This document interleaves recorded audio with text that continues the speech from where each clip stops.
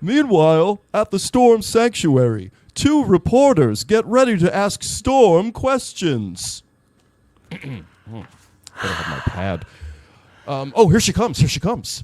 Oh my God! I'm so excited. Where are you from? What are you from? A website? TikTok? I'm from the Wall Street Journal. It's a reputable newspaper. You probably don't know what a newspaper is. I'm from my TikTok channel, OMG Faggot, and I'm here to ask the hard-hitting questions. I think I'm offended. Oh, here she comes. Here she comes. Oh, Storm. What do you think of the socio-political climate now that you've saved Oklahoma City? Wow. Storm. I just need to know, are you team Sabrina Carpenter or Chappell Roan? We need to know. You don't know who they are? Wow. Storm. What are the whereabouts of your fellow X-Men? Oh. Storm. I just want to ask, when you do join Congress, are you allowed to walk in with a mohawk? Because if not, I'll start a protest for you. That's all I'm saying. What is wrong with you? This is a lifetime opportunity. I'm sorry. I need to ask the questions my fans want to know. Jesus Christ. Well, keep it classy. Storm. Okay. Storm. Go ahead. Storm. Where exactly in Africa are you from?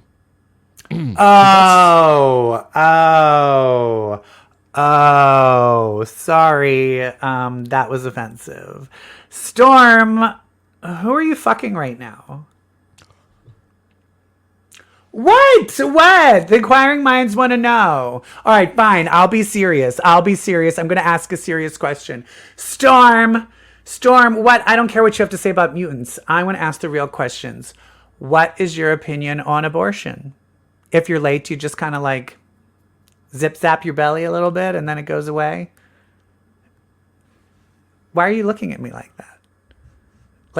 I don't understand. Why are you looking at me like that? I just want to know, because I'm saying if I was going to have an abortion, I would totally.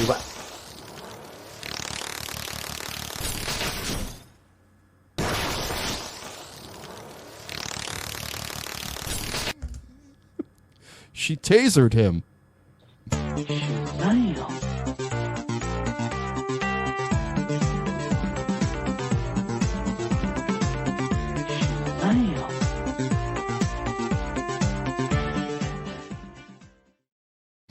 Oh my God. We haven't done one of those in a while. Trying to find those. And we forgot to put the regular music underneath. Oh. We're a little rusty. Hi, everyone. Hi. We are slowly transitioning production duties from EvilJeff to me. And hi, I'm Brett. I'm your co-host of Comic Book Queers, episode 318. And we're in a place of not knowing who said they were going to do what. So we'll have. No, I knew I was going to do it. I just forgot where the button was. Okay.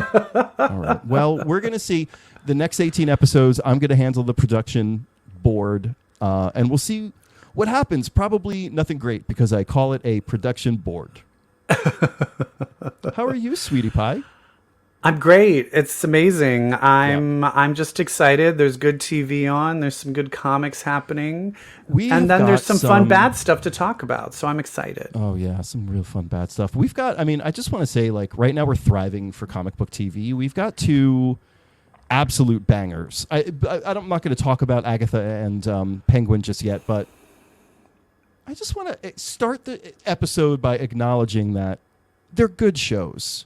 Yes. Both of them. Oh, are we talking about Penguin? No, we won't. Oh, okay, good, because I haven't watched the next episode yet. No, we didn't say we were going to talk about it. Okay, good. But we will be talking about it. It's very good. Yes. But something I do want to talk about is something very bad. And were you like something? I was all like something. And he was all like, and she was all like, and then they were all like, and I was all like, what? Because I'm all like, we are talking, of course, about Joker, Folie, Dukes. Oh my God, you said it in the most American way possible. Well, I think that's part of the problem. Folie Duke? How do you say it? Folie Duke? Folie Duke? Folie deux. And But- deux is two, right? And doesn't that mean something? The whole phrase together. Isn't it means like something? folly of two? Folly of two? Sure. I would imagine. We know nothing about this movie other than the whole plot. Well, And the ending. the thing that's sad is Lady Gaga is from Gaga. Lady Gaga. That's not true, is it? I wish. But Lady Gaga, she comes from the previous generation of pop stars, which I hate that she's now considered a more from 15 years ago, where Yeah. you created this brand of perfection. And I think Lady Yeah. Gaga doesn't know how to handle failure. And although what is probably wrong with this movie has nothing to do with her, I feel very bad for her because I don't think she's going to be able to handle this being a big flop that it's going to be. So it is already a big flop. I just want to preface this Yeah. by saying we're going to spoil this movie. Neither one of us have seen it. That's where we are. Oh, yeah. Well, here's the thing. Did you watch the first one? We talked about it on here, didn't we? I did watch the first one. I think we absolutely talked despised about it. I actually And walked I out in the theater. did not. You walked out? You didn't finish did. it? I did. finished it. I did not like it. I think the problem was, and the thing that's crazy is the director, I don't even think intended it to be so incel-y. No, I I think that this movie, the sequel, is actually a response to that. Again, Which based off I what thought know. would make it good.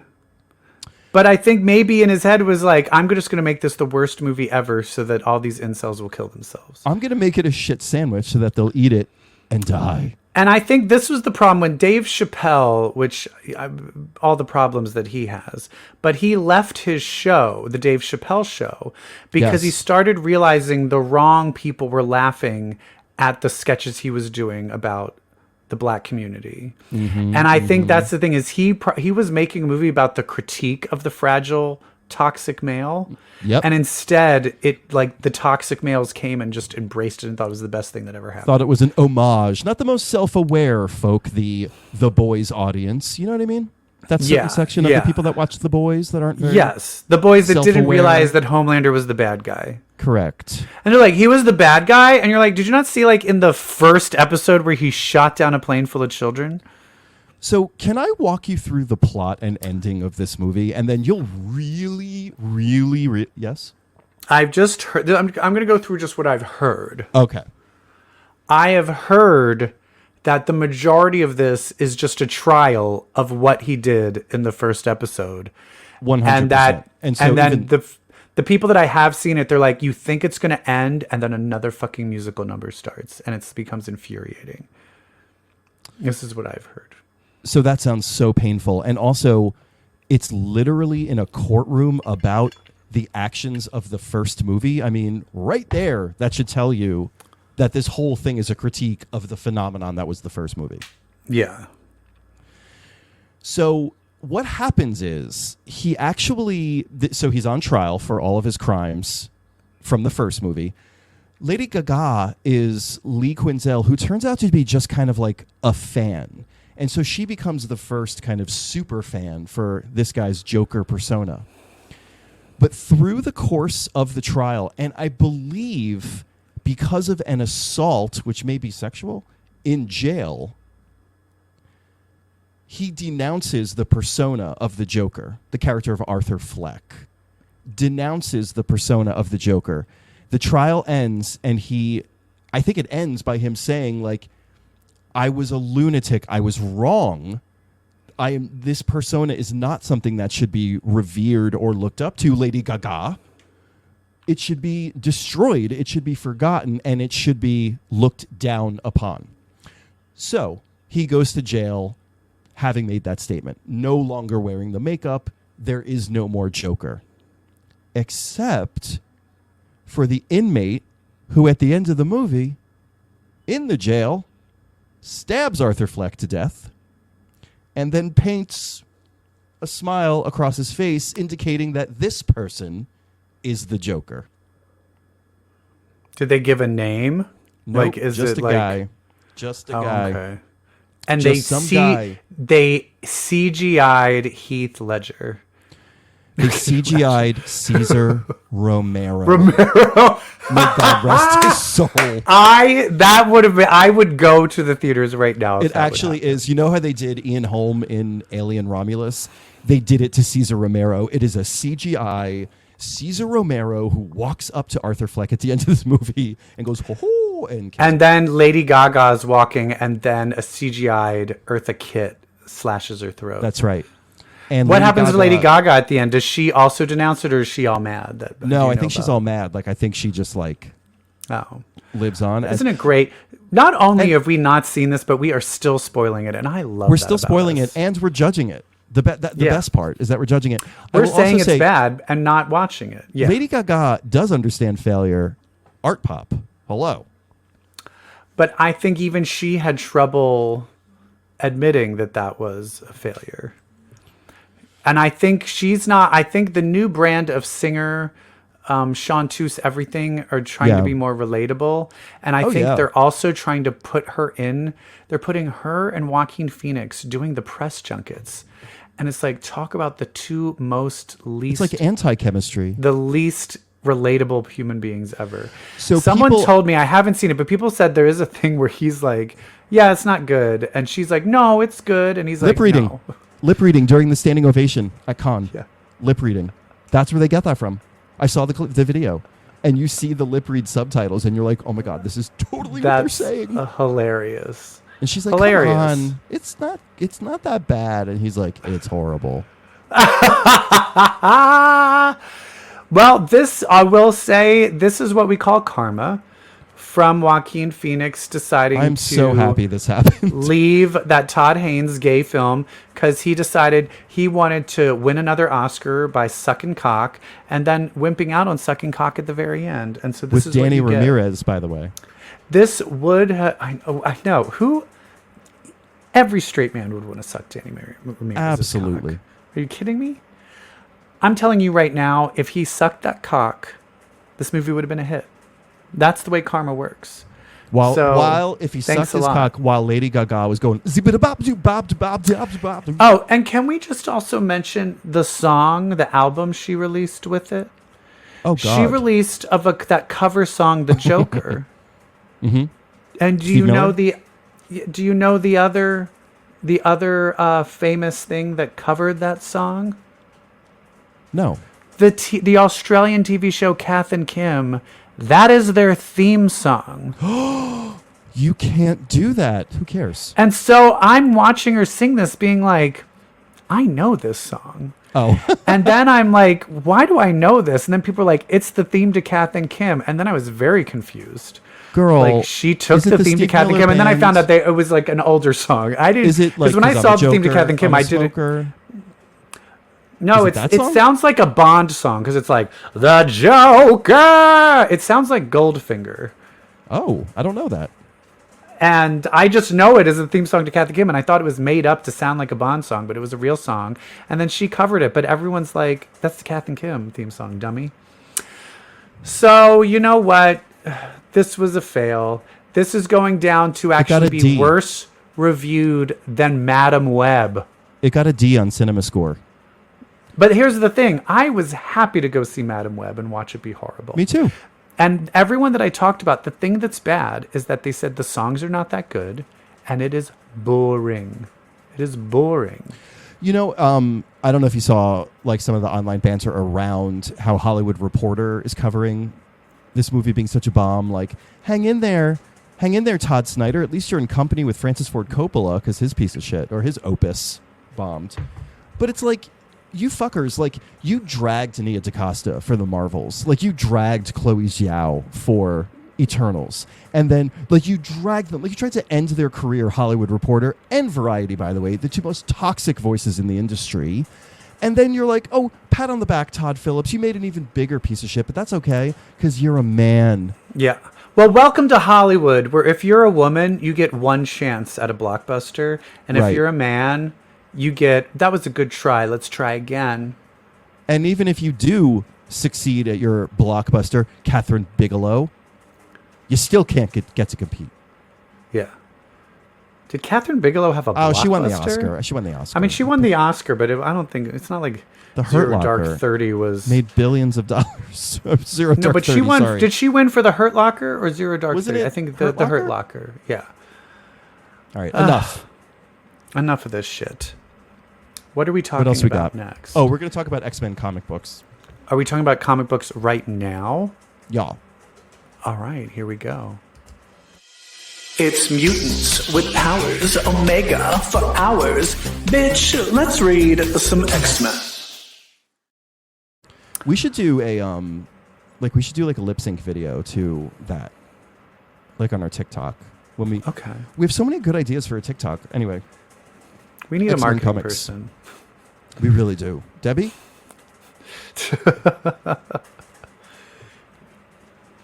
All right, what X-Men are we comics. talking about first? Not much. We have 2 X-Men comics, one of which is huge. But let's talk about the one that's not huge first. X-Men number 5 by Jed McKay and Ryan Stegman. This book is crawling along. Yeah, it has a big reveal, but I feel the reveal was kind of given away in the reveal. Oh, it was in the teaser for who 3K is, the villains. Yeah. So this is, yeah. and even like in the nature of this issue, like they're doing a psychic rescue, like a silent telepathic rescue, which Grant Morrison started. And of course, this one too, much like Grant Morrison's, has to involve this character that we're talking about, who was the villain in Deadpool and Wolverine, by the way. That's right. We got some Cassandra Nova is the one kind of helping out. But it's not clear whether she's triggering the mutant DNA or if she's just helping cover it up. They show experimentation. I think she's running the experiments on. Okay, she's just yeah. Yeah. So a little bit more of a window into what her and the others, and God help me, I cannot remember who, when her identity was teased as part of this new villain group, who the other teases were. We'll have to go back and look. I don't remember. Oh, you don't even care. You're yawning. I'm yawning. Look at that. Bitch. I'm like, fuck it. Oh my God. I do like that it was. Book? It did have a thing where Quentin Quire admitted that his head was chopped off by Sabretooth. Did not mention how his head came back. Thinking. Thank you. So we don't know. Am I stupid, or do we just not know? Or both? He did not say, and he was dead after Resurrection ended.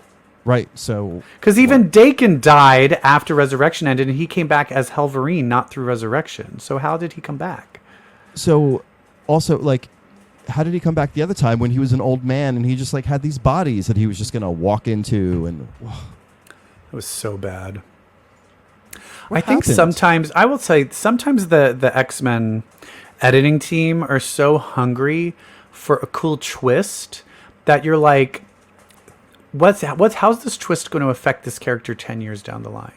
Is it going to make them better or worse? Or not? And if it's going to make them worse, don't do the twist. All it did was establish that they're continuing to make him the Kenny of the X-Men. That's a South Park reference.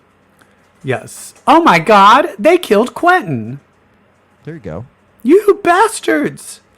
So some things I liked in this were, like in the beginning, I liked Psylocke and Grey Crow being like, "You can stay. I gotta go, but you can stay." But then she was like, "You can stay." But then she was like, "And you're just going around robbing banks?" Right. So he's still a full-on criminal? I mean, I guess like you gotta. What else is he gonna do to make money? You know. I really want them to analyze the whole, and I've brought this up before. Analyze my whole. But I want them to analyze the entire. I murdered a bunch of children. Would love to examine that. Can we examine why we're all? Because I was like, "Oh, I'm reformed," but then it's like, "No, I'm going to go and like shoot up some banks." And you're like, "Wait, what?" I mean, so he's you're not killing bad. people. He's just stealing money. It's FDIC insured. Like, it's a victimless crime. I've been thinking about this the other day. If you win the lottery, because FDI insured is only what, $50,000? Oh, girl.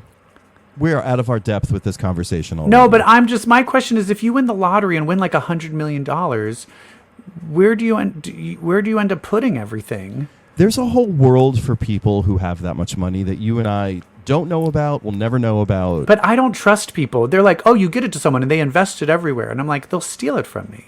Oh, that's happened many times. It happened to Eric from The Grind. Can I tell you that Eric from The Grind, Marky Mark, and Jean-Claude Van Damme were literally my entire jerk-off Spank Bank. playlist. Oh, for sure. Spank Bank. From 1990 to like 1993. I will do you one better. I had the old Saturday Night Live sketch Schmidt Gay, the gay beer commercial with Chris Farley and Adam Sandler. I had that on.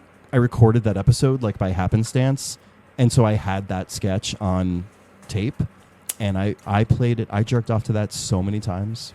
I may have recorded that as well. What, and me here's jerking off to that sketch? To you jerking off? No, to that sketch. And at that time was when I also thought Adam Sandler was same. very hot. Same. He was. And there was, at that same time, did I ever tell you how I stole my first Playgirl magazine? Yes, you did. Didn't you put it in like a different magazine? Or was Yes, I told you how, but I didn't tell you why. Who was on the cover? Jean-Claude Van Damme. Jean-Claude Van Damme. You did tell me. And I remembered being like, I have to steal that. I have to steal it. And then later on, there was another Playgirl cover, and it had the guy who played Superboy. I don't know if you ever watched remember that show? Oh my God, yes. And both times when I got it, fake out interview, they weren't really naked. Of course. Like, why would they be like, yeah, I'm on the show Superboy. I'm going to show my full dong. Here's my dick. Ugh. Okay. One thing that really was weird is that Psylocke called Amelia Voight Amy Voight, and I was like, wait, why does that feel weird? What's her name? Wait, it's Amelia, not Amy. Why did you call her Amy? That's weird. Who is that again? Which one is that? The redhead, the teleporting redhead that had the affair with Xavier for a while. Oh, right. Yes. She was an acolyte. Right. I guess Amelia, Amy. I guess that could be a short version of that. But like, Psylocke doesn't know her. She read the files. I'm gonna try and no price this. All right, whatever. Is there anything else interesting happen in this? I don't think so. No, it's just like, like how many times are we going to photocopy the silent issue of Grant Morrison? Know what I mean? I know. And it's not even silent. And I guess that's the joke, is because he keeps talking. He's like, I'm Quentin Quire. I don't do things but. I know. Yeah. Then just do a normal. I don't know. I get it. I get the homage to Cassandra. I get the bug room. I get it. Fine. Whatever. It's a bug room. But that's the other thing, is don't say bug room and then have a surprise reveal that it's Cassandra Nova, because bug room is the reveal that it's Cassandra Nova. You know what I mean? Yeah, but you know what? There's a whole audience of people now who know who Cassandra Nova is and don't know what the black know bug what the room bug is. room is. Oh, okay, fine. Thanks to that movie. I'm trying to. Yeah, but then Ben Liu is awake. He did wake up, but is he now freed from Cassandra? But Cassandra Nova, I don't know. I don't think they freed, because they just got the hell out of there. Yeah, I'm also just like not a fan of the whole, let's make more new mutants. I'm done. I'm okay with it. No, I'm not. now. You know what is it? I'm not, because Gail Simone did it and I loved it. I think it's just like you do it. If you do it bad, then I'm going to call you out. They're just not doing it good. I just don't care. Don't create a new mutant with alien reality warping powers and then have him be in a coma. I'm not going to be able to get to know him. I don't know. I don't want to talk about this anymore. I hate it. All right, let's talk about Storm #1. Storm has her own solo series. This is iconic. I loved it. Storm. How is she going to be an Avenger and run for Congress? She's never going to be on the voting floor. Didn't they say like Didn't they say like that was a rumor that she was? It was a rumor, and then she went to make an announcement, but before she could actually say anything, she admitted, that mutants are the cause of a lot of bad things, and then they all kind of like pissed off. I just gave away the end of the book. Oh my God. But Storm.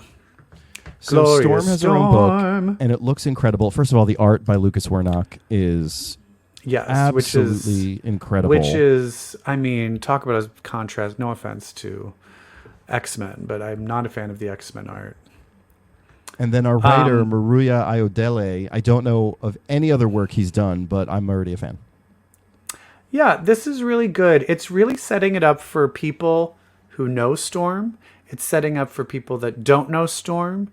It's taking place and making sure you know what's going on in the whole world and the whole comic book world. But it's also like, hey, but this is now her own story and this is her own plot. And I love that it's set in Atlanta, Georgia, and not Marvel Manhattan, number one. I love that we're in that corner of the world. I love more than everything that we've given her money, fabulosity, this incredible closet. Like, have you seen her closet? Have you seen her closet? This is page 1 where she's looking at all of her tiaras and all of her dresses. I'm like, this is my favorite comic book. Because look at this closet. No, but where did this all come from? The divorce. Because there's so many different ways she got the money from this. Maybe Emma gave it to her, or did she get it from some settlement, or did she get it from Wakanda? I'm very curious. I feel like Emma and Warren and Xavier bankroll this whole fucking thing. And when people need money, they're just like, M's, A&G, Charles. Yeah. I have a vision for a sanctuary. And I also feel that this feels like a new beginning because from the ashes, a new beginning. Well, but from Storm has had a problem. She has had a whitewashing problem.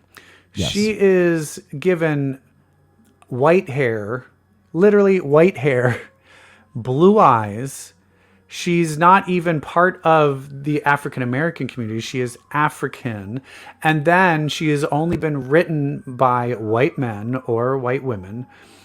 And then even when they do want her to find her roots, it goes to Wakanda, which isn't real.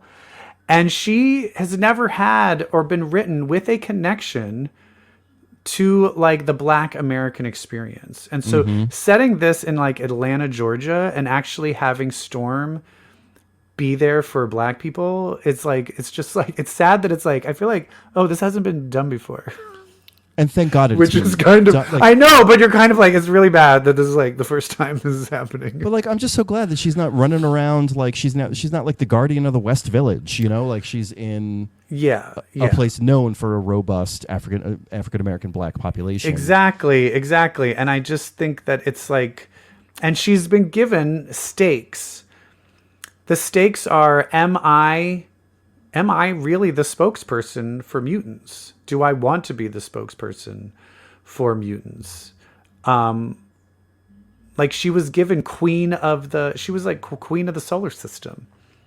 And now she's kind of like trying to come back to like some sense of just like, no, I just want to be there for the actual human population.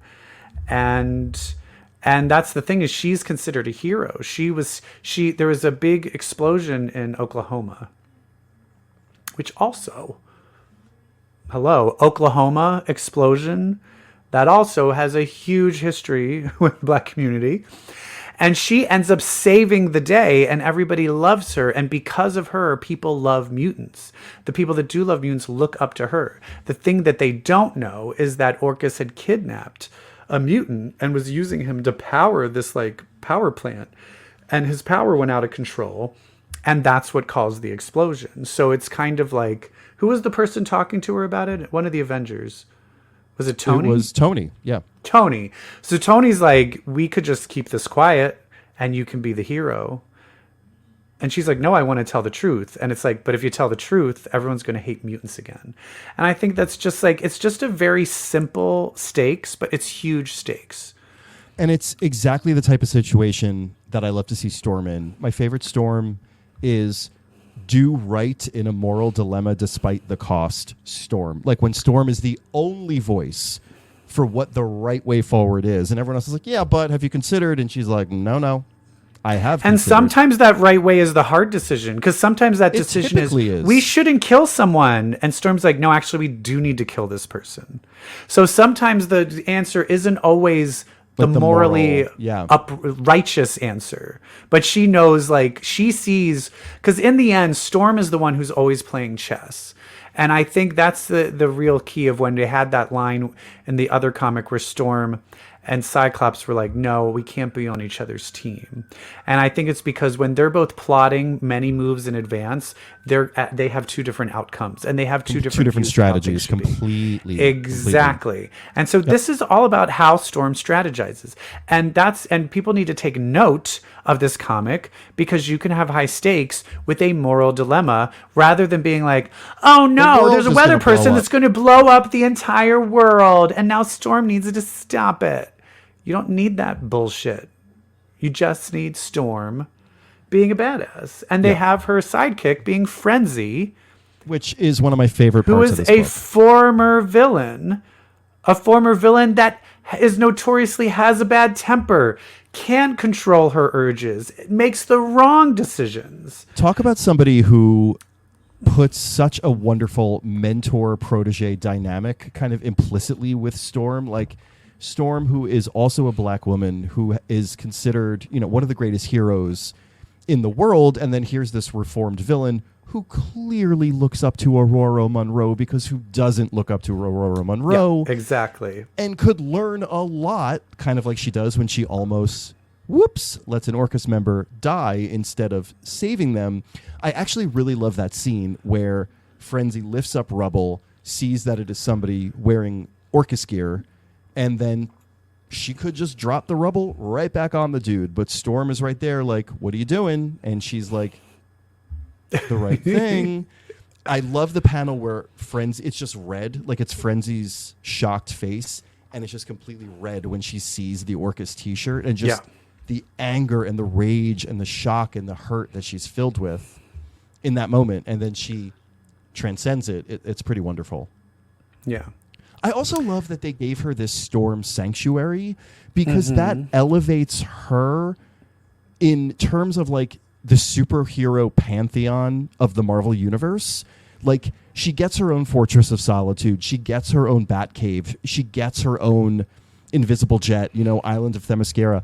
Like, she is now elevated in terms of her status as a hero in the broader Marvel universe. I'm putting it like, as soon as I saw that she had the Storm Sanctuary, I'm like, she's officially Marvel's Wonder Woman. That's it. End of story. Love it. Carol Danvers doesn't have a Ms. Marvel mansion. Carol Danvers is closer Captain to Marvel. Superman than Wonder Woman in a way. Sure, I don't mean like, I mean in terms of popularity. Like, I mean, who is the alpha female of this universe? Yeah. Yeah. The Superman of the Marvel universe is Spider-Man. What? Really? Okay. What is that based on? Just like popularity, you mean? The most iconic character in the repertoire. The most popular, the most iconic, the most historic. All right. They're Batman. Who's the Batman? Tony Stark? Iron Man? Yep. Okay. And who's the Joker? Thanos. No, Thanos is Darkseid. No, in terms of being like the villain, like, name a DC villain, Joe Q Public, the Joker. Name a Marvel villain, Thanos. Like that. Right. Okay. All right. Or is it Magneto? Right. It's Thanos.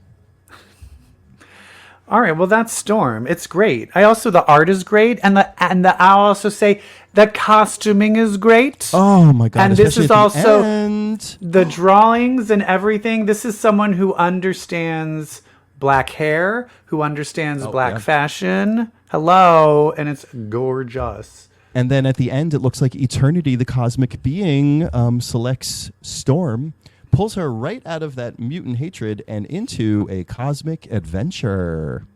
Yes. Who is that? Who is that person again? It's Eternity. Okay. What else were they in? everything, like one of the core cosmic beings of the Marvel universe. But like, is there a story that I would have read that they were prominent in? Any cosmic story, every single one. I'm not Pre-Skull into War, you know. Yeah, I'm just not I'm not into Secret space Wars. stuff. I never got into Guardians of the Galaxy. I never got into Silver Surfer. I don't like Galactus. The Shi'ar.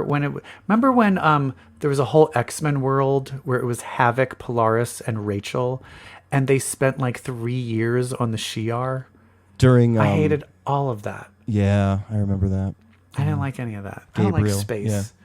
Would you go into space? No. Yeah, I have Absolutely no desire not. to go into space. What an inconvenience. The only way I'm going into space if they're like the world's going to blow up and everybody needs to evacuate. I'd be like, you know and I'd what? be like, okay, fine. Like, you can't breathe out there. You always got to have some shit. Yeah. I'd be like, let me die here. Let me turn Yeah. on Twin Peaks. I'll just keep watching Twin Peaks until I dissolve. Oh, God. That's such a weird... That would be... I don't know if I could watch Twin Peaks as the world ends. That would creep me out. It beats I would what's just going put on Barney. outside. I would put on Barney. Teletubbies. I love you. Just keep looking at the sun, baby. Should we talk about... Should we talk Speaking of about purple. Stuff that we watched? Speaking of purple, yes. What you watching? Is it me naked? No? Oh, fine. Well... Can I just tell you that I Well. went to my first... It was not at a house. It was at a bar. Okay. A bar was having a Agatha A bar watch was party. showing Agatha All Along? A gay bar. Gay bar? A gay bar. Yes. It was a gay wine bar. I did not watch this last episode with the group, and Yeah. I was missing it. The group was very silent. They were like, it was a very weird culture. Like, I wanted to,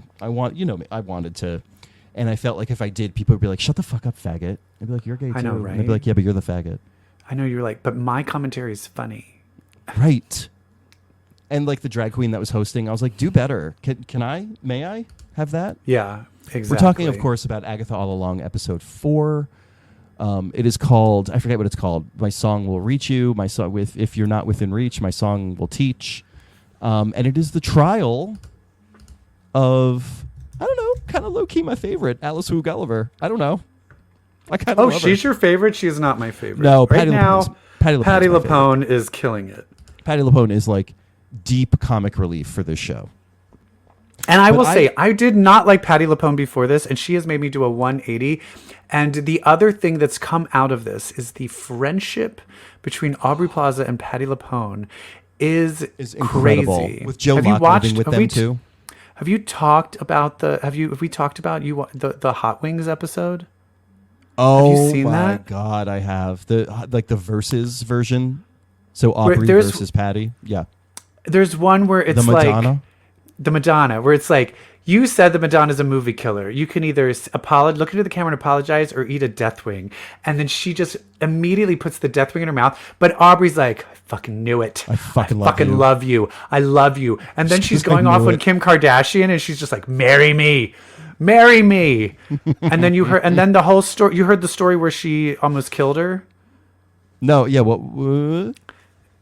She told the story on Seth Meyers, but basically she got the flu because they were living together because Aubrey's doing On the Upper West Broadway. Side. Oh yeah, yeah. And she was living with Patti LuPone while she was doing Broadway. Joe Locke was living there too It's so hilarious. because he was doing Sweeney Todd.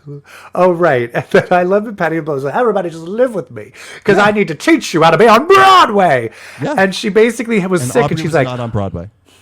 oh, is she just off Broadway? Yeah. Same well, theater anyway. as O'Mary. Anyway, she agreed to. Patty was like, "I'm gonna have my guy come and fix you up." So she has one of those IV to the stars, where they do an IV and load you up with stuff. And so he was like loading her up with vitamins and B12, and then he's like, "Do you want the Patty special?" And she's like, "Sure." And the Patty special is right before she goes to bed. He pumps her with a bunch of Benadryl to make her fall asleep. And so he does that, and then Patty came home and was like, "No, not the no!" And then it was this whole story of her forcing her to eat a turkey sandwich because she couldn't handle that much Benadryl. And in the end, she's like, "Patty, why are you doing this to me?" And she goes, "Because you need to toughen up. It's Broadway. You need to learn to toughen up." I heard that part. You need to toughen up. And I do think it's like, I don't know if anyone has ever watched Parks and Rec. But one of my favorite moments from Parks and Rec is this girl named Tinifer joins the team. And she's like, "Oh my God, my name's Tinifer. It's Xanax o'clock." And then immediately how do you say her name? Aubrey Plaza. Plaza. Why did I say O Plaza? I think I'm Aubrey O'Day. I'm mixing up Aubrey O'Day and Aubrey Plaza. Yeah. But anyway, her character April suddenly is like, "Oh my God, yes. So who's your spin instructor?" And then it just cuts to the thing where she's like, "She's the worst person I've ever met. I want to travel the world with her." And I literally think that's the exact same thing. That's the exact same dynamic. I think Patti LuPone is a level of old lady chaos, and I think Aubrey sees her and is like, "This is everything but also, I want to be." The ultimate diva. Like, nobody is telling Patti LuPone what to do anytime soon or ever. Yeah. And also, she gets to say Madonna sucks because that's original Evita saying to movie Evita, like, no. I mean, and Madonna can't say shit because they had to change the keys of the song to make them not power notes that she originated. Power bottom. All right, let's talk and about I will this say episode. in this episode, Patti LuPone is fucking Liza Minnelli. She's dressed like Liza Minnelli from Studio 54. So they're on the road. They're burying Sharon Davis, a.k.a. Mrs. Hart. They're like, "We don't have a green witch. We need a green witch." And so they chant a spell because Teen has a spell book. And they summon the nearest green witch. And wouldn't you know it, it's Aubrey Plaza. Rio. She comes out of the dirt. They're like, the other ladies are not, they're meeting her for the first time. They're like, "Are you a green witch?" And she goes, "Well, I'm not a green witch. I'm more like the green witch," which was hilarious. And then Catherine Hahn is so upset. Agatha's so upset that she was the one that showed up. We'll find out why later, kind of. Well, I have a question. Was she the Black Heart? I have to think yes because... On that list. Because that she didn't want to get. Because Agatha got so mad that the Black Heart was on the list. And you're not going to have another character that Agatha is so crazy and passionately angry about. It's Aubrey. Okay. And there's clearly you could cut the sexual tension with a knife. You already in the previous episode you could. But they're interrupted. I will say all of the witches are kind of like, "Well, hey, she hates Agatha, so I think she's kind of cool." Cool in my and book. even Sashir's character, Jennifer Kale, is kind of like, "Am I want her number?" Like, I think they're all becoming lesbians. I think they're all lesbian. I think they always were. All witches are lesbians. The end.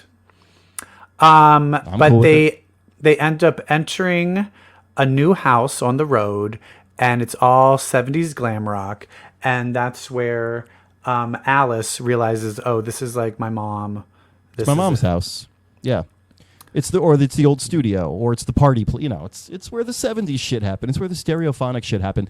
That's one thing that's my one complaint. I got to get this out. My one complaint. If you're going to do a TV thing, I need you to do it. Like, it can't be Mayor of Easttown and then nothing and then Big Little Lies and then just the 1970s. That's like, the referential stuff is so loosey-goosey. I really enjoyed the game of prestige TV and also horror movie because like they've been doing both sometimes at the same time. So what is a horror rock, glam rock movie? What is it? The Apple? Did you ever see that one? I would be more, what is the I think the question is more, what is the Big Little Lies? Like, what is the Mayor of Easttown? That's the thing I'm missing. The horror in this was clearly Evil Dead. They did the Sam Raimi camera for right, with the stuff and then the chant and the curse. I guess that's true. But Evil Dead but then it added the glam rock 70s thing, which is not Evil Dead. So and that's what throws it a little bit. But to me, the game is prestige TV to start, and then we get into horror movie. And so, but I still feel it's shining. It is shining in the last one. Yeah, absolutely. And but okay. I'm saying I want a strict formula of, we're going to make fun of a prestige TV show, and then we're going to get into the horror movie tropes of a specific horror movie. Like, that was the game I wanted, and they're being too loosey-goosey for you. They're being too loosey-goosey. Like, this is 1970s. It's not a TV show, and that's driving me crazy. Yeah. All right, that's fair. But otherwise, I loved this episode. Alice tells everyone, don't touch anything, don't do anything. Don't eat anything, don't drink anything. What does the faggot do? Immediately plays a record. It said play me. You don't think maybe you should fucking ask everybody after you've been told not to do anything? You don't think maybe fucking ask? Or do you think he knew? Has an agenda. That's what I mean. Does he know? And he's playing very dumb. I think he wants to get to the end. So I don't think he has the time or the patience or the desire to check in with the group. I think he's like, but doing that, he's knowing he's putting their lives in danger because they're not going in with a plan. Welcome to the richest Is that road. what he is like? I don't give a shit. Like, when there's a reveal of who he is, which is Wanda's son, which we will talk more about that later. I'm curious if it's going to be like, I put the sigil on me. You know what I mean? Or something like that, where he knows he's actually been touching the dark arts in order to get back to his mom. 100%. And he hates her. And he actually hates her. But no, it's cool what I just said this. Remember when they said the sigil, you forget if you put the sigil?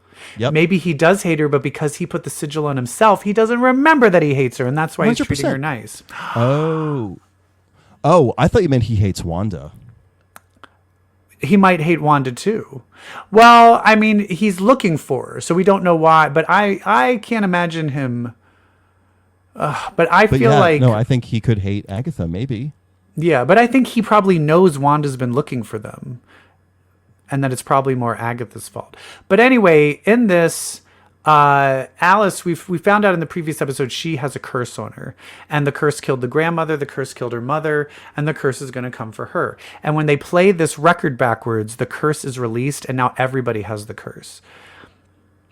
And the only way to do it is to play the road song, which her mom made. And this is really cool, where she was like, my mom's selfish. My mom was just looking for the road.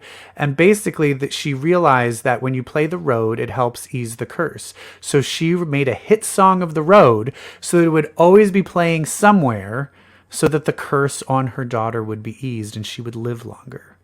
Yeah. And so she found out her mom wasn't a selfish cunt. No, her mom was a protector, and also, just like her. The fact that her mom died in a fire in a hotel was not because she was a druggie and it was an accident. It was because the curse got her. Exactly. So this poor girl is realizing all of this stuff and hating her mom, and then realizing her mom was trying to save her the whole time. Correct. And so the one thing she'll never do is listen to the song, be around the song.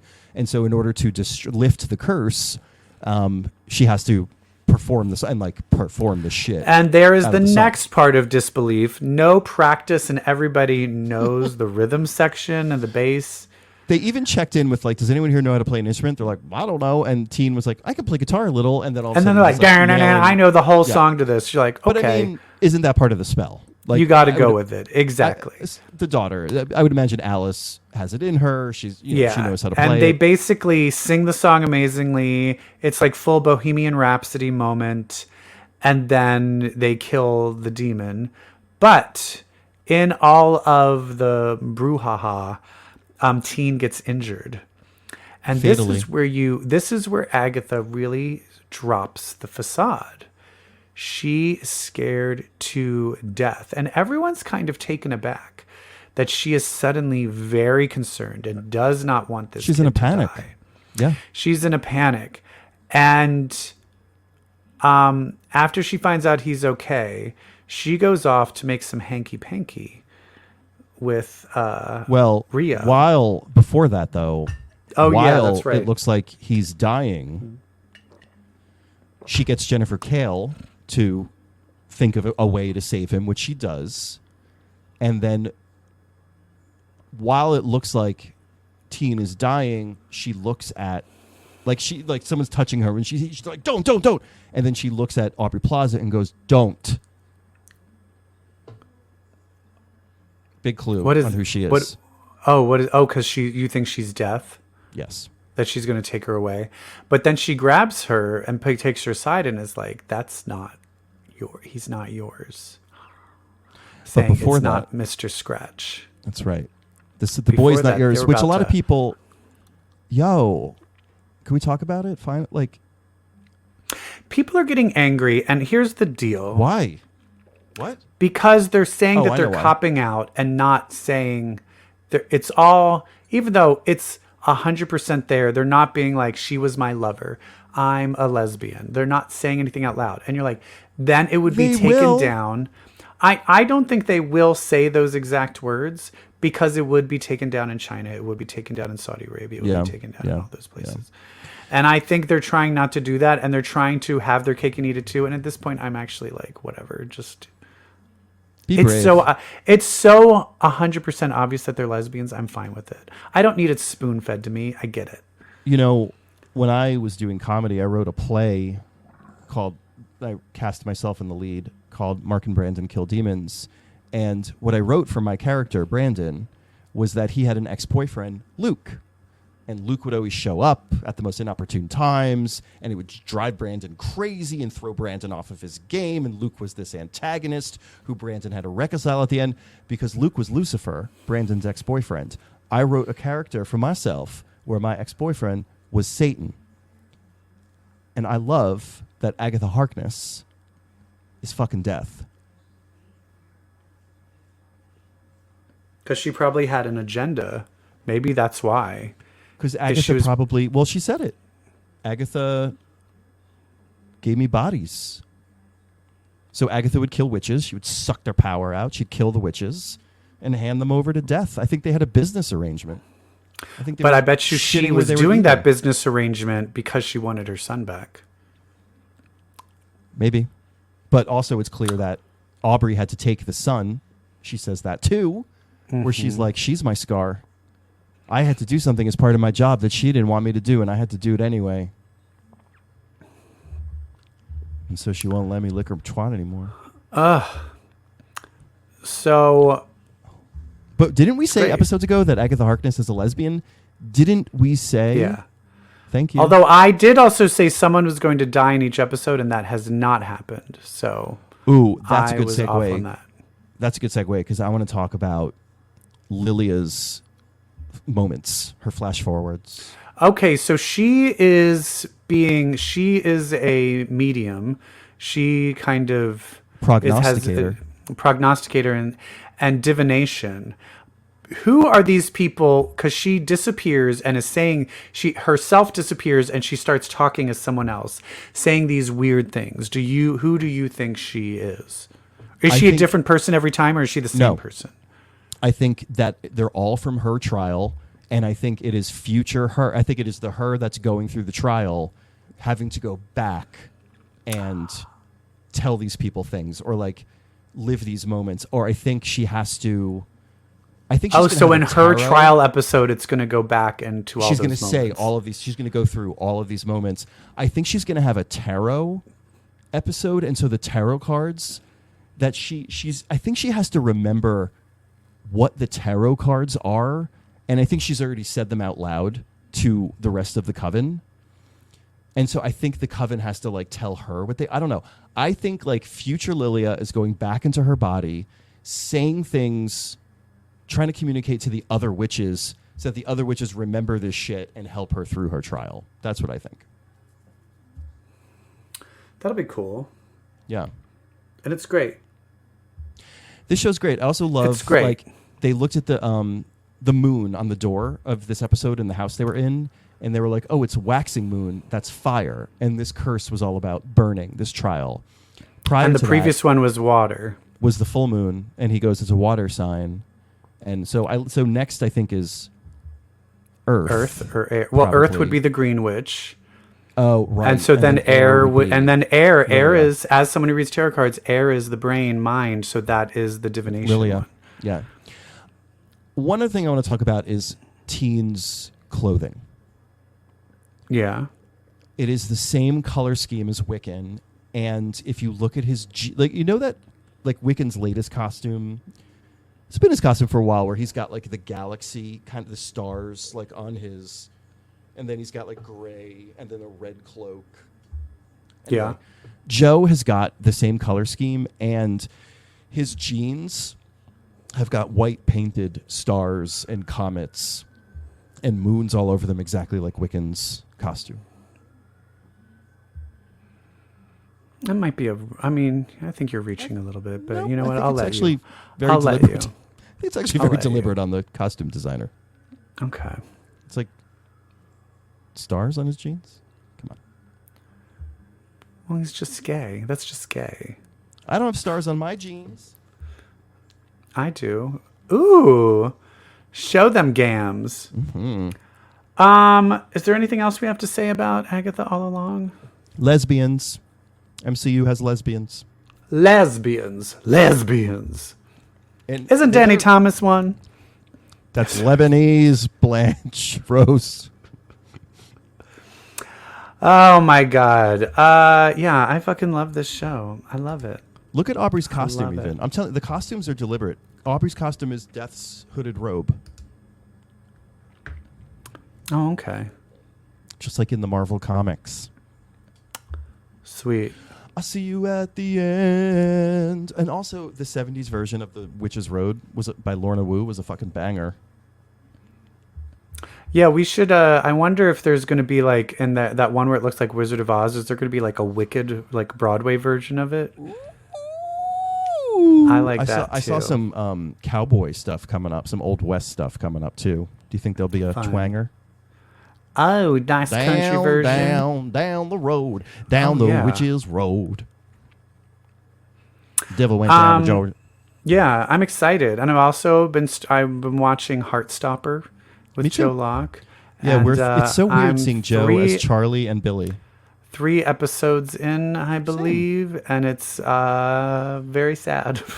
It's very sad, but you know, Charlie, I think, so you're 3 episodes in, so you saw that Charlie has finally asked for the help that he needs. Yeah. So he'll be okay. But it's you know who's become my favorite? Tao. When Tao was like, "What's wrong with Charlie?" and was like demanding answers because he noticed, I was like, he's my yeah. But the favorite. other thing is, he finally got rid of that terrible haircut, What a difference! He's so cute. He's so and cute. now I can handle it. Hair makes a difference. Yeah, and Kit Connor. I don't even like gingers, but he is so hot. It's crazy. I know he's playing a high school kid, but he's not a high school kid. He's in his early 20s. He's 20, Right? They're He's both 20? 20. They're both No, 20. Joe Locke's 21. Joe Locke's 21. 21, but Kit Connor is younger than Joe Locke, so he's 20. Yeah. Or maybe they both just turned 21. But when they started Heartstopper, they were only teenagers. They were not. They were teenagers. Also, Kit Connor is in Romeo and Juliet. Yeah, with Here. Rachel, who's her name? Zegler. Snow White? Yeah. Which is incredible. I did just see the Big Gay Jamboree, by the way, What's that? which is the people that made Titanic. This is their new show. Oh, what's the premise of that? The premise is a woman wakes up and she's trapped in a Broadway musical. Oh, that's And fun. it's Marla Mindell, who wrote Titanic and played Celine Dion, who's very vulgar and very funny. So it's just her, basically, And as herself. The sad thing is everyone I've known who has worked with her has not had nice things to say. Oh, no. Well, it's also Constantine Rizzuli as one of the characters. And wouldn't you know, 2 days before I saw the show, wound up sitting next to him at a coffee shop. Who is Constantine? Who is that? So let me... the only thing I can think of is in the other two, Remember when Jimmy Fallon was in that like Property Daddies couple, and they had like they were breakfast and nooner. Oh right, he was the other one. Oh okay, got it. I remember. He was nooner. Hilarious. Oh my god, so much God. stuff going on. So much stuff. Oh my god, I can do this all day. Except I can't. Yeah, but we're 'Cause not. we have to We're shut going it to end down. things now because we're gay and we have things to do. We have places to go. We have people to fuck. And those people to fuck are going to be of the same gender or of a non-conforming gender or of the queer variety. It could be any of those things. And it's why is it that we fuck those types of people, Brett? Because we read comics. That's right. And if you read comics, then that makes you queer. Bye. Bye. Shazam.